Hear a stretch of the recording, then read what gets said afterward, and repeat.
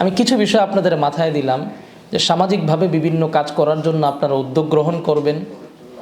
যেটা শিখেছেন ইসলামী অর্থনীতি, হালাল হারামের দাওয়া, সুদমুক্ত অর্থ ব্যবস্থার দাওয়া, এই বিষয়ে নিজের পড়াশোনা অব্যাহত রাখা, আরও বেশি পড়াশোনা করা, নিজের একাডেমিক যে যোগ্যতা আছে সেটাকে আরও বেশি আপডেট করা, সমাজে এই বিষয়ে কাজ করা, সর্বোপরি কাজের ক্ষেত্রে পরামর্শ করে নেওয়া। কথা বুঝতে পেরেছেন? পরামর্শ ছাড়া কাজ না করা। আপনার যিনি আলেম বা যিনি মুরব্বী বা যার সঙ্গে পরামর্শ করলে সহজ হবে, পরামর্শ করে এরপর উদ্যোগ গ্রহণ করা। বিন্দু থেকেই আমরা একসময় বাংলাদেশের সর্বত্র এই কাজ এবং এই কাজের যে দাওয়া এটা ছড়িয়ে দিতে পারবো ইনশাআল্লাহ।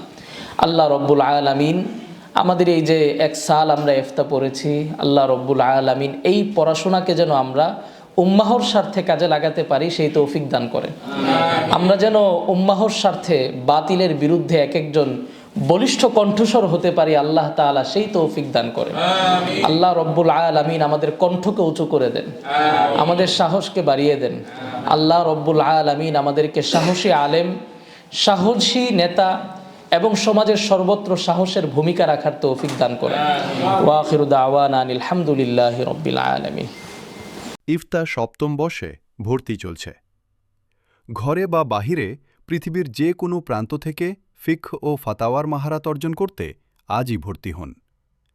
মারকাজুদ দুরুস আল ইসলামিয়া তাখাসুসের জন্য বিশেষায়িত ও নির্ভরযোগ্য প্রতিষ্ঠান, মানিকনগর, ঢাকা।